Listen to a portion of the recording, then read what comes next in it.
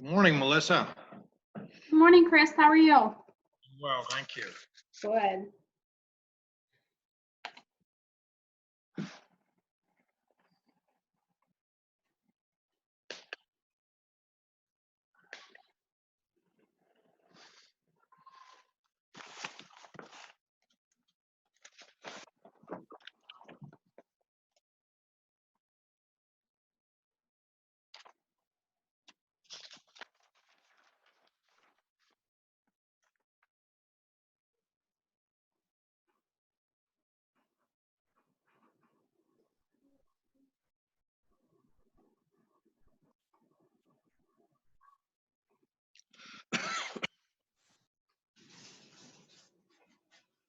Oh, it's only the three of us so far? Yeah, that's interesting. That is interesting. Hey, Chris, are you gonna take the lead on the zoning overlays district? Sure. Yep, Okay. I can do that. It doesn't matter to me. I didn't want to be talking over you or vice versa. Well, you're welcome to jump in if I take the lead, but I can get it started anyway. So I want to talk about this quickly before anybody hops on. You know Bill Meister, the architect? Yeah. I had a conversation with him yesterday. He's working with the owner of the Inn at Reading. And yeah, not anything too exciting. The owner wants to do long-term stay / apartments. And I was like, well, apartments aren't permitted by right. And even under the new overlay regs, they wouldn't be permitted by right unless, you know, I was reading him the new regs out loud, and I said, look, there's no secret. That's a problem property for the borough. We have a lot of fire and police calls there. You know, the property's going into ruins, and anything that we could do to work with the owner. I said, you know, John, I can see you. That's amazing. But I said, anything we can do to work with the owner, you know, if he wants to sit down and have a meeting, I'm more than happy to talk to him about long-term redevelopment plans. And I mean, Bill made it sound like the owner's not, like he wants to put money into it, but not that much money into it. Well, he has the right to seek a zoning variance to allow, you know, long-term residential use of that property, but I would think that the borough should strongly object to that. We had that conversation. I said, the board's not going to grant that. That would be setting a precedent. Mhm. So, Yeah, I think that would likely turn that place into something horrible. yeah. So, Good morning, everyone. Good hi, morning, Mr. Bill. Jenks. Wait a minute, Chris, did you get a haircut? No, I used a little bit of grease on my hair this morning. Try to keep the curls under control. There you go.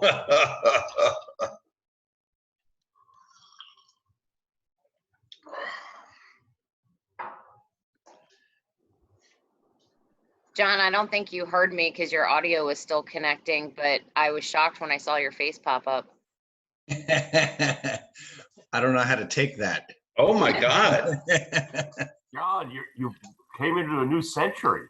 Right? Did you go high tech? We just got high-speed internet down here at the Bay, so I guess I'm in the 21st century. The man who doesn't have a cell phone.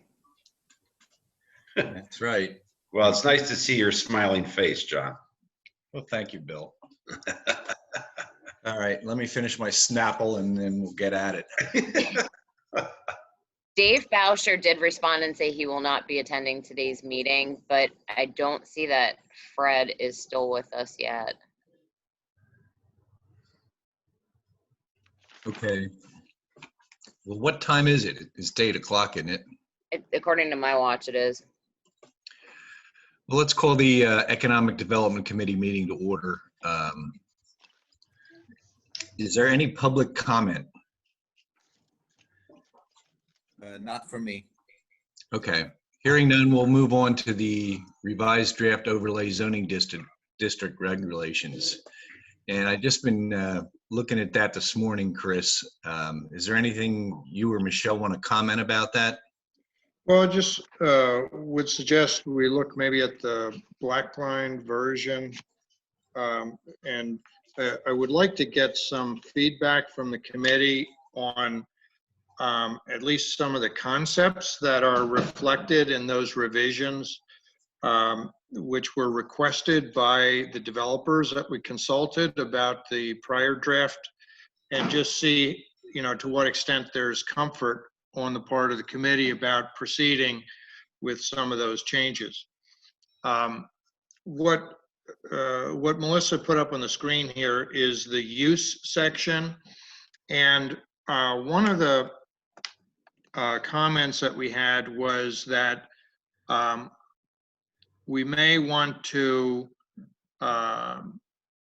allow parking on the ground floor of a structure so long as the area that actually fronts on the street has some kind of a permitted use other than parking. So essentially you could have your structured parking in a building, and part of it would be on the ground floor, but there would be at least some kind of a strip of, maybe an office, maybe retail, professional services, or restaurant use that would be fronting on the street.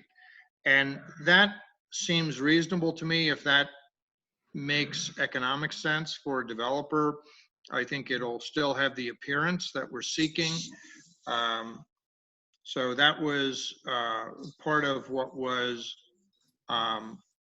proposed as an adjustment in the use regulations. Another concept that was requested was to not mandate mixed use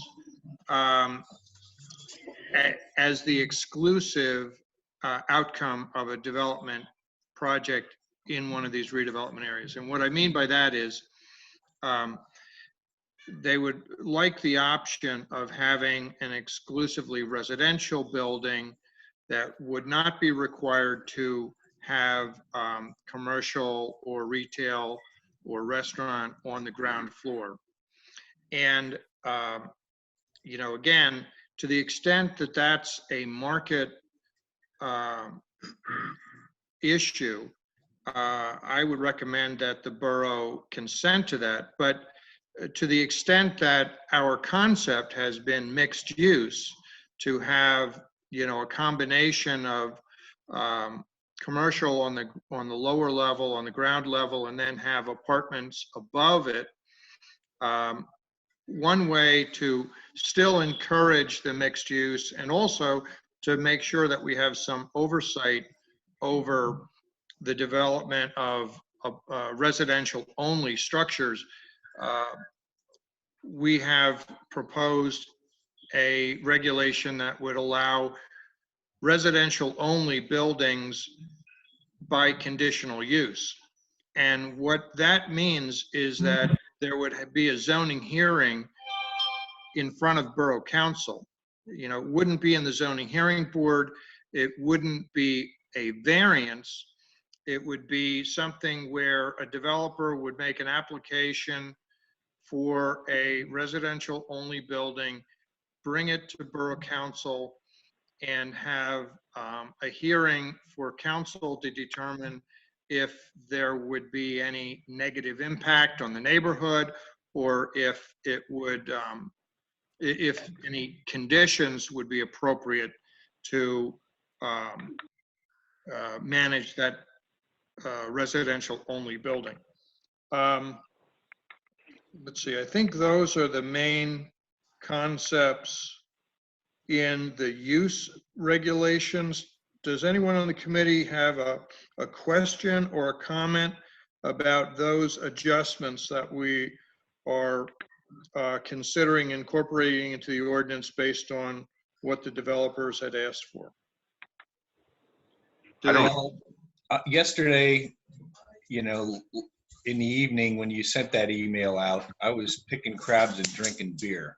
So I didn't look at it till this morning. And is it your recommendation that the committee looks at it and makes it a recommendation to council next month, or? Well, gonna do yeah, that we now. could do that. I mean, that would be one way to proceed, John. Another would be to authorize Michelle to run this through the developers again and see what their reaction is to these adjustments. Because I haven't taken everything that they asked for. I took what I thought we could reasonably accommodate. So I would appreciate getting another reaction from the developers that we had previously talked to. But I also think it would be great for you to think about it some more and to, ask any questions that you might have. So, yeah, and I mean, Michelle could speak to the urgency of getting regulations in place. I know that you've had some more recent discussions, Michelle, with some people about projects within the redevelopment areas. And I think we should look at what pressures we're getting for project approvals in order to determine what timing we should have for moving on this. Could you speak about that, Michelle? Do you have anybody who's saying, I need these regulations in order to do a substantial project in the borough? The EA rider lot aside of McCarthy's office would be the one property that potentially applies to. I spoke to the real estate broker and the potential developer for that site about 3 weeks ago. They're still doing their due diligence. We took the original version of the draft overlay regulations and kind of walked through it for that site and what it would mean. They're in the process of putting their idea on paper with those new regulations for a cost analysis. I don't want to say they're in a rush that they're going to be submitting a land development plan in, say, the next 30 days, but I think their intent is to submit within the next 60 to 90. Knowing we'd have a 30-day advertisement before we could adopt, I would think we would want to wait no later than August to make the motion to advertise and then adopt September, October. So that means that we should all look at this and give feedback to Chris and Michelle, and then we could make a motion at the August council meeting to advertise this. Is that what you're getting at, Michelle? I mean, I don't know that that's going to be enough time for me to send it back out to the developers and get feedback again. I was thinking we could wait until the August Economic Development Committee meeting, make a motion for council to recommend advertisement at September, and then we could adopt in October. Yeah, that would be my suggestion too, John. I think that's a little more deliberate in terms of the timing, but I think it will give us a better outcome. Okay, well, we'll just do that. And I can reach out to the developer for the rider lot in the meantime and just say, this is our game plan for advertising and adopting. Will that work with your time schedule for where you see the project going? Right. Okay. And I sent this to Jim McCarthy, just like you, John. He hasn't had a chance to give me feedback on it yet, but I want to get input from him. And so, we want to make sure that everybody who is going to be involved in this process, both on the borough side and potentially developers, have an opportunity to tell us that it will work or won't work. I want to make a couple of more quick points about the text. If you want to hear some more about that. We don't have much on the agenda. Let us have it. So. Okay. All right.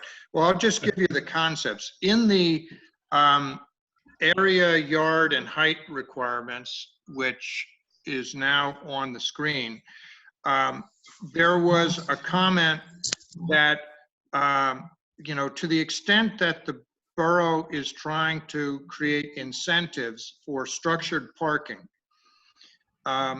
giving additional relief on building coverage for someone who incorporates structured parking into a development project would be a good thing. So What we had proposed was an 80% building coverage, but the adjustment that is shown on the screen would not count against that limit any portion of the lot that includes at any elevation a structured parking facility. So what that means is structured parking would not count against your building coverage limitations. So that gives a developer the opportunity to have an even greater than 80% building coverage. And that's one that I want to make sure Jim McCarthy gives us good input on that. That is, that can create potentially some stormwater management challenges. And I want to make sure that that isn't going too far over the limit of what is reasonable. But again, it has been the intention of this ordinance from the beginning to create incentives for structured parking, and this would be one way to do that. In another part of that regulation under paved area, there was a comment about allowing greater paved area, which is not the building. So that's basically parking lot or driveway areas. We have a 10% limit, again, because we're trying to create a design concept for these redevelopment areas that is not parking lot heavy. And so the 10% is a pretty small percentage, but there was a request made to create a procedure where the Borough Council could consider an adjustment to that limitation on a case-by-case basis. So what I have drafted on that issue is the provision that you see on the screen that says greater paved area permitted by conditional use, provided none of the area in excess of 10% may be used for surface parking. Now that's sort of a compromise, meaning we can give you more paved area for driveways if you have a layout that requires, some more paved area to accommodate the design, but we still are pushing the structured parking so that the 10% would still be a limit on surface parking. So again, that's something, because it's a little bit of a compromise, I want to get feedback from developers and Jim McCarthy on the feasibility of that regulation that I drafted. Another adjustment is on the next page, and it's in the lot area regulations. And we had set a 2-acre minimum for projects that would be eligible for these overlay regulations.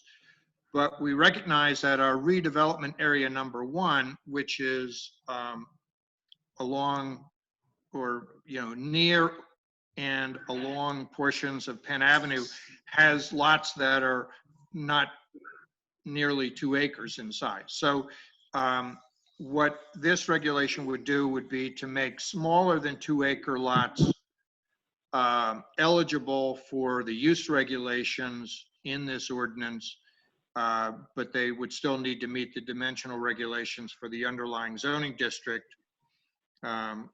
So again, that's recognizing what the existing conditions are with regard to some lot sizes in the Penn Avenue corridor. We did not have special parking regulations in the prior draft, and at the bottom of the page that is on the screen, and then keep going, Melissa, to the next page.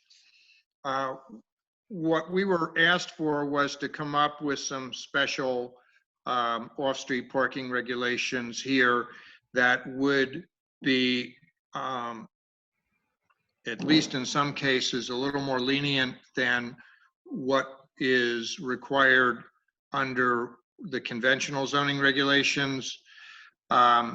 So we are now, in this draft, providing specific off-street parking requirements for the different uses that are allowed in this overlay regulation. And at the top, you see apartments, and it requires 1.5 spaces per unit. But with structured parking, 1.2 spaces for each unit.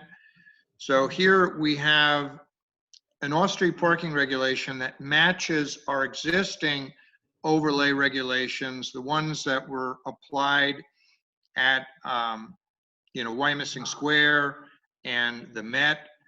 But we have an even more lenient off-street parking requirement of 1.2 spaces per unit if you use structured parking. So again, there's a recurring theme in these regulations of trying to create incentives for structured parking.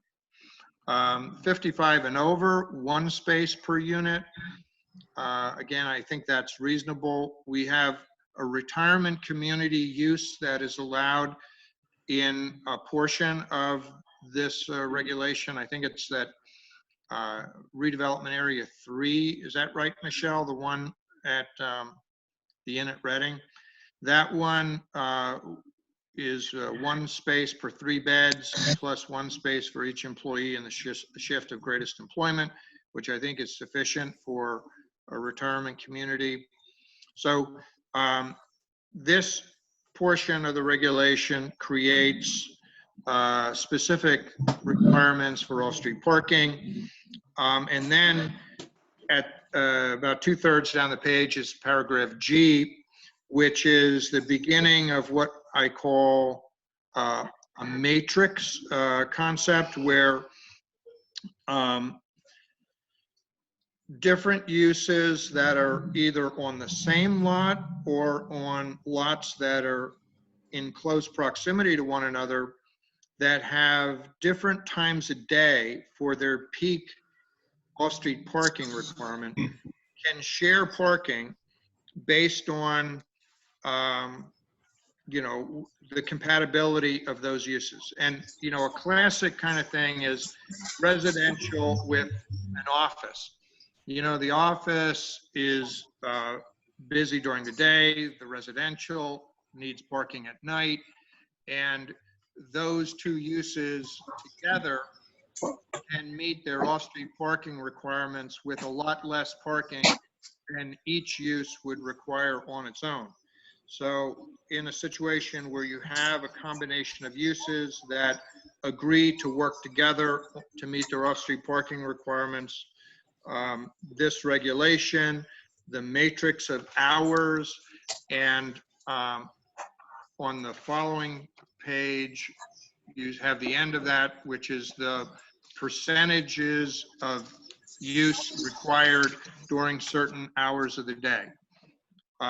Paragraph H is the one that I drafted that would allow that sharing of parking to occur so long as the spaces are within 500 feet of the lot on which the principal use is located, provided the parking spaces are dedicated to the lot on which the principal use is located by deed restriction, easement, or other recorded instrument. So, this again provides flexibility. It's up to developers and property owners to make it work. Another request that was made that is related to some of the earlier sections where I said conditional uses would be allowed for certain uses was a request to have a regulation to give council the authority to modify these dimensional regulations on a case-by-case basis. And this one, well, what it says, what you see on the screen, that the regulations of 503D and 504D, which are the off-street parking and the dimensional regulations, can be modified upon application approval of a conditional use. which means that council has the authority on a case-by-case basis to make adjustments. Now, that's something that I definitely want you to give some feedback on, because, you know, that can create an uncomfortable situation for you to make judgments on a case-by-case basis about adjustments that would not be applicable across the board. Now, the plus side of that kind of regulation is that there may be circumstances with a particular project or a particular location where it is justified to have some unique adjustment to the regulations. On the other hand, it creates a situation where we could be accused of, you know, being preferential with regard to particular developers. So, you know, I think there's sort of it's a mixed bag about whether or not to include a regulation of that type. I think it would encourage development because it would provide greater flexibility, but it would also create the risk of some controversy with regard to the administration of the ordinance. So that's a real judgment call of whether or not you want to grant yourselves the authority to have that flexibility to modify the regulations on a case-by-case basis. But in any event, that adjustment is not something that would happen, you know, behind closed doors. The conditional use process requires notice to neighbors. It's a public process. There would have to be a hearing with testimony presented. And so, you know, it would be an open, transparent process. That's all I have to say about the ordinance today. I don't know if you have any questions or you just want to think about it till next month, and we will, you know, again, get some more feedback from outside of the borough government too, so that we can bring that information back to you at next month's meeting if that's the process to follow. Yeah, I think that's what we should do. And I'd like council to have latitude to make some exceptions. That's just my opinion. We can talk about it next month. Okay. All right. I appreciate hearing your thoughts. Michelle, is there anything that you can think of that we should add to the discussion? I think you covered, you know, everything we talked about when you, Jim, and I had our meeting, and also the feedback I got from developers. I tend to agree with John that I think council should give themselves the latitude to be flexible. Yes, you could potentially be putting yourself in an awkward position, but at the same time, having the ability to be flexible is much easier through the conditional use process than us having to go back and rewrite an ordinance or the zoning hearing board having to grant a variance. Mm-hmm. And I want to point out that the flexibility that I described is on the dimensional regulations and the off-street parking regulations. I think there should be less flexibility when it comes to the identity of uses that are allowed, because the identity of uses is something that has, I think, more impact on the character of a neighborhood. So I think we should, you know, choose what uses you want to allow in the redevelopment areas and then stick to those.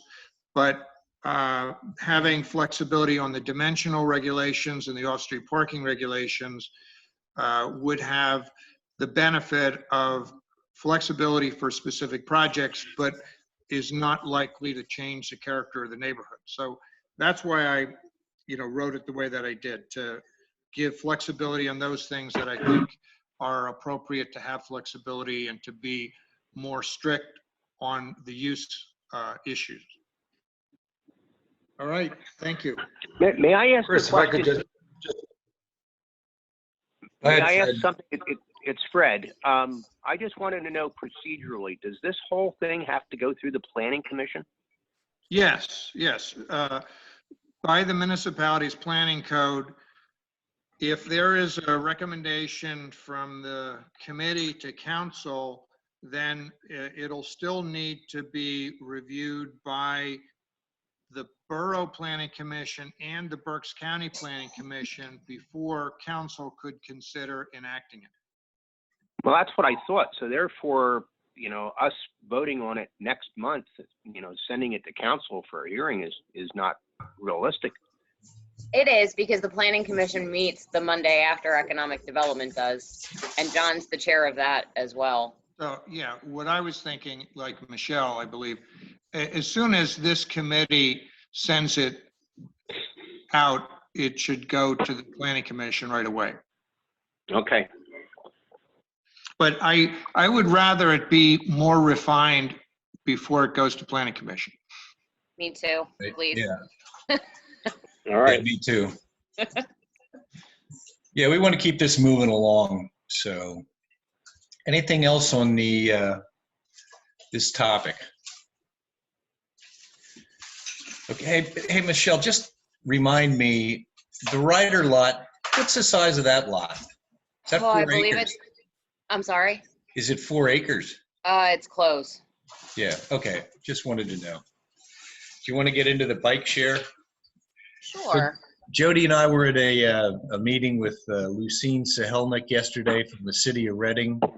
And before you have to say whatever you want to say, are you just basically running with that for the 4 municipalities, or do they have any input, or what's the story there? So I'm only running with it for West Reading and Wyomissing. Based off the grant we received from PennDOT for the bike ped route, we have funding to do 3 bike share stations, 2 in Wyomissing, 1 in West Reading. When we put the bike ped plan together, I started having conversations with Courtney Dixon from Tower Health and Aaron Gantz from the Greater Reading Chamber Alliance, who was promoted last year to the executive director of downtown redevelopment for the city of Reading. So Aaron has been my contact with the city, both because there's been extreme turnover in the city's internal staff, as well as the mayor and different people that he's appointed since he came on. I know Aaron has been in touch with Jamal Abdallah, who is the city of Reading's new, I believe his title is Director of Community Development. I know the 18th Wonder, which is the project Sam Loth is doing for the city off of Lancaster Avenue, adjacent to the Tomasano property. They've talked about putting a bike share station in there, but they've not, made any definite decisions. And I've also talked to Deirdre Hill from Alvernia College about Alvernia's plans to put their new campus in downtown Reading and put a bike share station there to tie into what Tower Health was doing, what West Reading and Wyomissing were doing. But the only two entities so far that are fully committed to any type of bike share program are Tower Health and Wyomissing/West Reading. Right. And so at Alvernia, they had some sort of turnover with a person who Lucine was dealing with. And I don't know, Jody, you maybe can help me out here. I don't know who that person was or what their title was.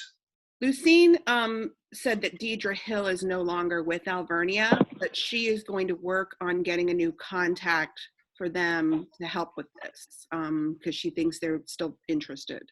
So she said she would try to get a name for us. Okay. I can circle back with Aaron too, because Aaron was actually the one that put me in touch with Deirdre. Okay. So in terms of our bike share program, the original intent was to go with Zagster. That is who Tower Health had their contract with. When I met with Courtney last year and, we talked through how the program was working for them, their bike share, which was only for the use of Tower Health employees, had been up and running for about a year at that point. She was extremely happy with it. I reached out to Zagster, had a couple of phone calls with them. got a draft contract that Bethany from Chris's office reviewed. We were going back and forth. Then the pandemic hit, and out of the blue, I got an email from Zagster basically saying, hey, in 7 days, we're going out of business. If you have bike share equipment, we're coming to get it, and we're not issuing any refunds. So thank God we did not execute a contract with them. But that kind of left everyone standing there like, oh, okay, who do we use now? So there's a company called Movotics who came in and picked up the pieces of Zagster. Many of the employees that work for Movotics were Zagster employees that took their knowledge of Zagster's software program and platform, why they think it failed, and have given recommendations to Movotics that they've rolled into their platform and software program to make a better system. So I had about an hour phone call with Kelly Hoyt Rupert from Movotics a couple weeks ago. I believe when you got the agenda, the email Kelly sent me after we had that phone call was included, which has their rate quote for 2 years, all kinds of information on the platform, the software program. There's a link in there that you can click on. And if you're, really interested in the nuts and bolts details, you can look at YouTube tutorials of, different aspects of how the software program works, how you set everything up, all the different types of reports and information you can pull from it once your ridership program is up and running. My concern is the intent here was always to create a regional bike share network. I don't want to sign on with any company until I know that there's another entity, whether it's the city, whether it's Tower Health, whether it's Alvernia, within a 5-mile radius that is going to also sign with the same company. So Courtney from Tower Health has a phone call with Kelly today. She said, depending how that conversation goes, she's willing to make a recommendation to her team to move forward with a contract with Movotics as well. I'll have a definitive answer to that hopefully within a week or so. So assuming you've read through the language from Movotics and Chris's office has no issue with it, I would be requesting a recommendation from the committee for council to approve for the borough to enter a contract with Movotics, subject to another entity within a 5-mile radius also entering a contract with Movotics. So basically, once I have confirmation from one of those other 3 partners that they're signing on, we'll move forward with our contract as well. Is there any other entity doing the same thing, or is this really the only option? There are a couple others. Courtney and I were both on a regional call with people from Harrisburg, Hershey, York, who have much bigger and longer established bike share programs that were also impacted by the Zagster shutdown. They're looking at putting an RFP out sometime in the fall or the spring for all of us combined, which I do think potentially could get us, maybe a better contract, but we don't necessarily have that time to waste. 4th Street scheduled to be done in spring of 2021. The bike share stations are one of the very last things to be installed, but I don't want this lingering out in left field that it still needs to be dealt with, for the next 6-7 months. That and the 3 names that were brought up during that regional bike share meeting, I've never heard of. No one on the call had any experience with. The one thing about Movotics that gave me some comfort is there's a couple of things. One, we don't have to pay them a lump sum up front. They're very aware that because of what happened with Zagster, there were companies that had handed them $60,000 for 2 years that got none of that money back. So they're not going to require upfront payment in full, whether we want to pay monthly, whether we want to pay quarterly, that's up to us, but they're willing to work with us. Also that many of Movotics employees came from Zagster. They know the ins and outs of running the program. Like I said, they've made tweaks to the software and platform programs to work out some of the issues they felt led to the demise of Zagster. I'm also willing, and Kelly was willing, if, you know, you want her to attend a committee meeting and talk to you directly or answer any questions you have, she's more than willing to do that. I don't know that that's necessary, you know, based off the information she's already sent us. I believe it's pretty cut and dry, but she is willing to do that if the committee would prefer that instead. How much of a financial commitment is the borough incurring with this contract? You know, $60,000, that's all coming from money we've been given from PennDOT. So technically zero, because that grant requires no match. That's something else this committee needs to think about for maybe the next 3 to 4 months, and then make a decision in 2021. So because we have full funding for the bike share stations, we could, in theory, charge nothing for ridership for the full 2 years. I don't think that's the smartest idea for gauging long-term ridership and usage. I think maybe for the first, you know, 6 months, 12 months, we either offer it at a reduced fee, like you get the first 30 minutes free, and then it's 10 cents, 25 cents, $1, you know, whatever you want to set it at per minute, we can do that. You can make it so that only West Reading and Wyomissing residents ride for free and everybody else pays a nominal fee. I mean, there's multiple ways we can set up the fee schedule, but I think at some point we need to be charging something that's comparable to what we would be charging if we were paying full price for it. So I can pull monthly reports and actually see, this is how heavy it's getting used. These are where people are entering the system. These are where they're dropping the bikes off. And we can make a long-term decision as to whether or not we want to keep them. Well, Michelle, $60,000 is real money no matter whose it is. Agreed. But, you know, there's a lot of moving parts here and we want to do the right thing. So to make a long story short, the Tower Health has no bike stations now, right? No, Zagster came out and collected theirs back in, I think it was the first week of April. Oh, okay. And that's why, I mean, the impression I got from my conversation with Courtney is that they don't really want to wait much longer to make a decision either, because they've already been down for 3 months. Their bike share stations got pretty heavy ridership, and the sooner they enter a contract, the sooner it's back up and running. Gotcha. So are we waiting for them to make a move? Well, I mean, that if the committee is willing to make a recommendation for council, again, it would be subject to Tower Health, the city of Reading, Alvernia, or any other entity within a 5-mile radius also entering agreement with Movotics.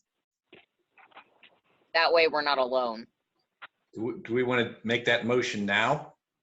If you're willing to, because again, if council approves it, nothing's still going to happen until another entity signs a contract. Yeah, and I think, at least from my point of view, it would make sense to get into this process. I think you should charge for the use based on what the long-term cost to the borough would be to continue it after the state money runs out, and get a realistic understanding of the viability of it while you're using the state money, so that when the state money runs out, you can make a decision of whether to continue it or not. Right. I agree with that. Somebody want to make that motion? I'll make that motion, condition that we have another entity to go along with us for starters. Doesn't it seem like Tower Health, though, is the most important of those 3 or 4 entities that were mentioned? Yes, I mean, I would agree with that, yes. I'm not sure you want to make it conditional on one of those. It almost, because, I mean, if the city of Reading goes with one and Tower Health goes with another, we want to be tied with Tower Health, not the city. I agree that. I would think maybe the motion maybe needs to be more geared toward Tower Health as opposed to the other entities. It would be nice for them all to do the same, but it seems like we need to be aligned with Tower Health considering their location. That makes sense. Yeah, it does make sense. I'll revise that to condition that Tower Health goes in with us on this. Do we have a second? Second. Thank you. Any further discussion? All in favor? Aye. Opposed? Thank you. I would also just mention, I agree with Chris. You can't go into this thing with a free. I mean, you need to You need to get people used to charging at least, even if you want to discount it to some, 10%, 20%. But, like you said, John, it's real money, and going into it free and then all of a sudden charging for the service. I think we need to go in with some incentive for them to use it, but not free. Yeah, Michelle and I talked about it at some length the other day, and yeah, that's got to be the way to go, just to protect the borough. So, okay. I agree. Michelle, a question for you. Sure. I know the whole concept of this, but now if we would enter in with Mobotics on this, do they hire somebody to like collect the bikes and get them back into the right places when the line runs out, or? So yes, this would be the quote they gave us was based on turnkey operations where we're completely hands off and they're completely hands on. So everything from then sending a mechanic out every 2 weeks to check the condition of all the bikes and make any repairs or replacements as necessary, rebalancing the bikes. We can pick whatever branding we want to put on there, customer service and support, 24/7, 365, whether it's for us or you as a user of a bike, you have an issue while you're out riding it. Because that was my biggest concern. We don't have someone we can dedicate to dealing with this in-house. So Right. if we were going to do it, I wanted to go with a company that was going to take 100% of the responsibility with managing it. Yeah, I can remember a couple of months ago when I was down Washington, D.C., and there's bikes that had expired and there's just laying all over the place. And I thought, well, what happens with these? And then, after a while, it started to look ridiculous. So that's why I was just asking that. Well, and that's the other piece. So when you log into the Mobotics app on your phone or say on a computer, you have to enter. There's a couple different ways you can pay: credit card, debit card. You can set up like a prepaid account that it deducts money from your checking account. So there's multiple ways you can pay for it. But the idea is you as the user of the bike, not the borough as the contract holder with Mobotics, is responsible for if that bike does not get returned, you're paying for it, not the borough. Right. And the contract does include loss of bikes due to theft up to, I think it's 20% of the entire fleet. So, Michelle, how many bikes are at these stations? The quote that she gave me was for 6 bikes at each of the 3 stations, which would be 18 total. That cost was based off of refurbished bikes. So they went and bought the bikes from Zagster. They're going through the inventory to see which they can refurbish and which are past their prime and just need to get tossed. I told her if we would even remotely consider doing refurbished, I'd want to see examples first. Like I'd want to see a brand new bike standing aside of a refurbished bike just to see what the comparison is. You'd probably want to ride them too. Yes, I would. But the original, the original idea was just to put 5 bikes at each of our bike share stations. So if we pay full price for the brand new bikes, we get 5. If we would go with refurbished, we'd get 6. Yeah. Okay. They can refurbish their price to us. I'll tell them that. Yeah. Okay. Anything else on the bike situation? Not for me. John, I just thought of something on the ordinance I wanted to mention. We had a comment from Equus about adding the island in the railroad to the redevelopment area, and also the balance of what is called parcel 9, which is, I think, where the dirt pile is right now. I think it's automatic that we ought to make those adjustments and add them to the redevelopment areas. But I wanted to make sure that I mention that to you and see if anybody had any objection to that before I ask Jim McCarthy to revise our drawings. I think that makes sense. I don't know what anybody else in the committee thinks, but let's have it. No problem. All right. Well, I'm going to just go ahead and have Jim revise our drawings of the redevelopment areas to incorporate those additional areas. All right, thanks. Anything else on the bikes? Hey, Michelle, I got one question for you under miscellaneous. Okay.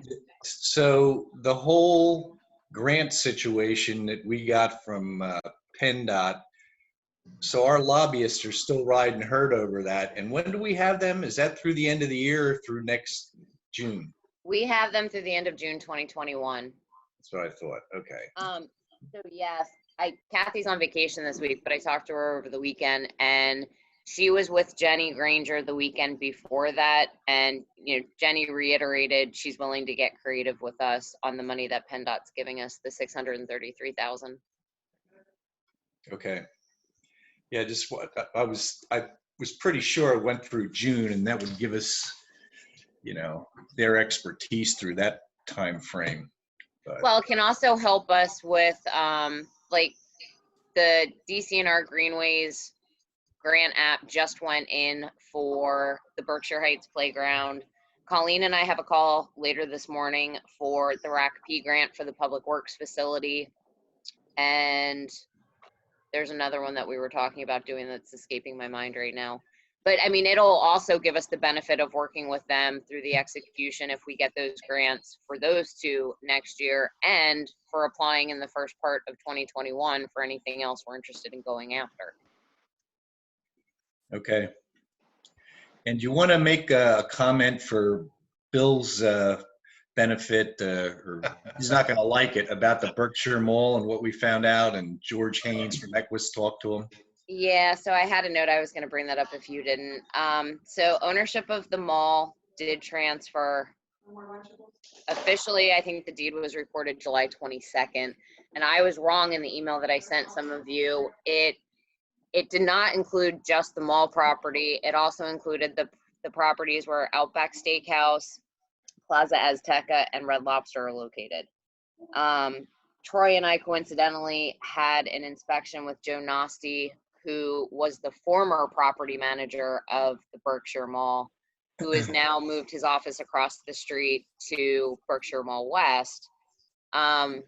Joe was very honest with me that the company that's bought the mall is known for buying a property, squeezing every dime out of it, not taking care of it, and then eventually selling it. George Haynes had a call with the new owner last Thursday to see if they would be interested in partnering on any type of redevelopment plan. And if you give me a second, I'll read his exact text to you, which was: disappointing to say the least. That property is going to hemorrhage before they do anything with it. So not what I wanted to hear. Troy and I had a conversation yesterday about game plan moving forward to stay after the new owner from a fire safety inspection standpoint, making sure we get in there on a regular basis just to make sure they're keeping up with things. Same with exterior property maintenance. The good news is that there's two potential new tenants for Berkshire Mall West. I can't say who they are yet because they're not under contract. But Joe even said, he's like, me, I won't say it's a done deal until I'm like 99% sure it's going to happen. And he's like, I'm pretty sure they're done deals. And they're both stores that the one I had never even heard of prior to this. The other one somewhat has a local presence, but not in our immediate area. And they would fill the Old Country Buffet and the H.H. Gregg vacancies at Berkshire Mall West. Nice. Does George feel that, there's any chance in hell of him being able to pick this up, or is it just going to wait till the ceiling falls in and then they sell it?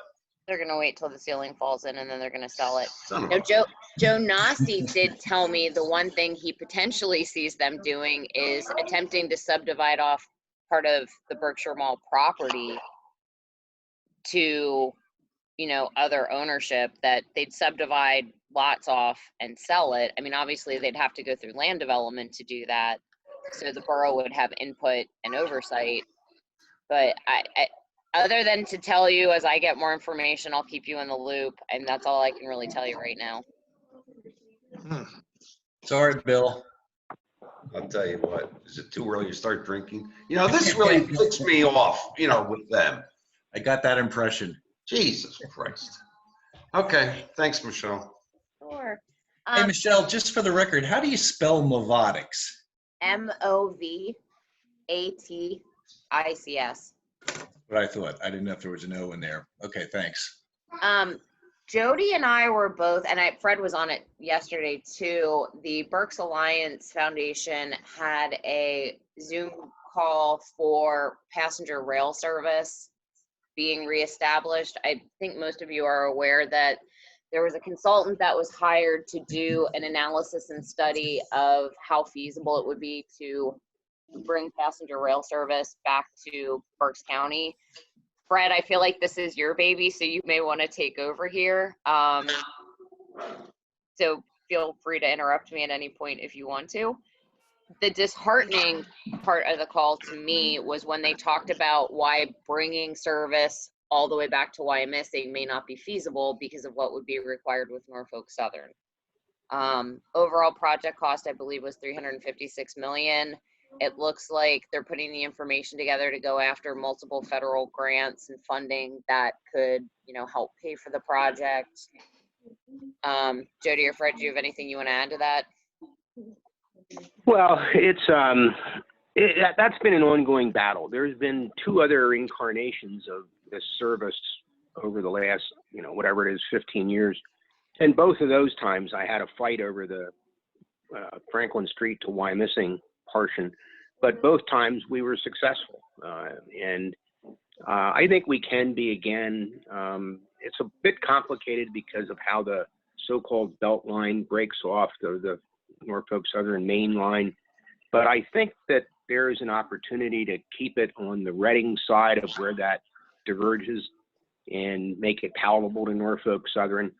To Norfolk, it's all about dollars, and it would cost a bit more to come over to Wyomissing, but you all know my theory of economic development, build from strength. You know, we got to get it to Wyomissing. To leave it in Reading is not taking advantage of it, and obviously with the medical school, there's a compelling reason beyond our own ideas. So it's not over, and we'll get them, but it's going to be another battle.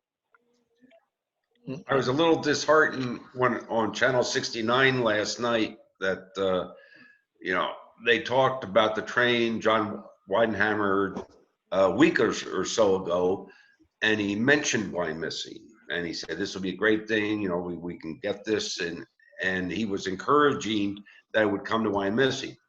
Yesterday, when they interviewed him again about this, I don't think he even brought up Wyomissing's name. They talked about extending things moving up to Pottsville. You raise an interesting point, though, Bill, because Phil Wirt and I had a very lengthy conversation about this a week or 2 ago. And, you know, Phil is obviously all for bringing passenger rail service back, but he's like, why are Wyomissing and West Reading not being included in the conversation in terms of governing body? I mean, this is going to affect our communities. Like, where are the people that are taking these trains going to park? What's this going to look like? And why am I reading about it or hearing about it in the news, not from the people who are doing this directly? And it's a valid point. So I know he had reached out to Kevin Barnhart and expressed some of his frustration with that. But I do think if the conversation with Norfolk Southern goes anywhere that Wyomissing is included, you know, council needs to, you know, whether it's John, whether it's Fred, whether it's Jody, council needs to have a representative that's part of the conversation on a consistent basis, so we're included in any part of the planning process. I totally agree. I was under the impression we were, but obviously not. So. Well, No, that's not entirely fair. I mean, we have been involved with it every step of the way. I have never failed to talk about the importance of Wyomissing. They are well aware of our concerns in that regard, but there are some bigger picture pieces here that really need this is a kind of a detail. This is as important it is to us. It's more of a detail in the overall scheme of the thing. I mean, this is from here down to Philadelphia with 4 stops in the city of Philadelphia. I mean, there's a heck of a lot of big picture things that need to be put in place, not the least of which is the dollars. So we'll get them. So does Chris or Michelle or Fred or anybody, does the borough of Wyomissing have any leverage over what happens with Norfolk Southern, or they're just their own entity? No, nobody does. The short answer is nobody does, but they're a business. You know, they're not going to do things that negatively impact their freight hauling. And number 2, if it makes economic sense, they're all about it. They have done passenger service in conjunction with their freight services in other locations. This is not a new concept. They'll drag their feet and fuss, but it's a negotiating thing. And that, you know, they're good business people. That's fine. I respect that. Fred, But this is not, we're not breaking any new ground. Has Jack Fry, gotten involved with this yet? Yes. You know, he's, you know, the top of the heap. So it's not his job to be into the weeds on this thing. But Right. I spoke to him personally. He understands it. I've spoken to some of the folks over at the hospital. They certainly understand it. And, you know, as an economic development theory, we got to take advantage of where our strength is. And the reality is the strengths in Wyomissing, and what we can do in conjunction with West Reading, and I'd like to tie Spring Township more into it, would take advantage of this. We all know about the economic thing about eds and meds. Well, take a look at what that building going up over there. That's educational. It's the 6th college. It's got to be thought of that way in Berks County. And it's a medical related thing. I mean, it is enormously big. And at the other end of this thing, next door to the 30th Street Station in Philly, which is one of the stops, is Drexel University. So, I mean, it's door to door. So John is very interested in it. So one more thing is, do you think this committee should recommend to council that we stress that the commissioners get the real estate reassessed in Berks County? Because George Haynes and Kevin Barnhart and I had a discussion. I think we talked about it before. And George Haynes thinks it is really a detriment to economic development, the assessment in Berks County compared to the neighboring counties. So I don't know if that's anything we should consider, or I think it needs to be expressed privately amongst the appropriate people. I don't know that we want to go out publicly. We are elected officials, you know, and the idea of reassessment in most people's minds think their taxes are going to go up. I don't think we need to stir that kind of a pot. I think it's very likely that there will be a reassessment, and it will be court ordered. That the courts happened. They did that in Delaware County, where the things got so far out of whack that they forced it, and we are on the doorstep of that, I believe. Well, that's how it happened the last time in Berks County, was through a lawsuit. I think the current county commissioners recognize the need, but I agree with Fred. I don't think it's going to actually happen in Berks County until there's a lawsuit. okay. So much for that theory. Anybody else have anything? I have really one good? additional, just a very quick note on 4th Street. We sent the executed contract to Barwis yesterday after Chris's office received the deed of dedication from Equus. And it looks like notice to proceed is going to go out for August 10th, pre-con meeting scheduled for the week of August 17th. Great. I can't wait. That makes 2 of us. Yeah. Okay, anything else? Michelle, one quick thing. You had mentioned the grant for the Berkshire Heights playground equipment and so forth. I don't know that maybe this is more infrastructure, but you know, people had commented over there about it being difficult to cross North Wyomissing Boulevard to get to the playground. Can that be incorporated also, or is that something No, so that grant money is specifically for the equipment, ADA Okay. accessibility. We could look at through multimodal this year's round. We could look at doing something there, or also talk to PennDOT as part of the portion of North Park Road that they're doing with that intersection, because the intersection of North Wyomissing Boulevard to the north side of, the west side of North Park Road is all PennDOT owned. So I could potentially talk to PennDOT people about making some improvements there to make it safer. That may not be a bad idea, because what I was referring to are the people when we met them at the library last year and told them what we're planning on doing. And that was a lot of comments that came back. Yep. I know I've actually been in talks with some of those people that came to that meeting just to keep them up to date on 4th Street, on the bike ped route. And when they heard that we were putting in the grant app for that playground, they were very excited. Like, I think that went a long way towards them feeling like we heard what they had to say and we're taking things into consideration. Yeah, you know, I just don't understand the difference between their concerns. And if you lived in Birdland and wanted to go to Happy Hollow, you'd have to cross Museum Road, you have to cross the boulevard, and I don't know. You just got to be careful. I mean, that's my take on it. It's Fred again. I would think that perhaps one thing long term, and I understand it's not cheap, that we ought to consider is islands with trees in the middle of that wide street. Think of over in Wellington Boulevard in the hills section. That project has, in my opinion, enormously slowed traffic down over there. It also gives us MS4 credit. What kind of credits, Michelle? MS4 credit. That's why McCarthy's office rolled those islands into Wellington, is because you're taking paved area and now adding pervious. You know, you're adding dirt, grass, trees. So it's MS4 credit, and that we're doing an overall reduction. It's less asphalt to maintain. Yep. Yeah. Okay. Does anybody have anything else? Okay, the meeting's adjourned. Thank you. Thank you.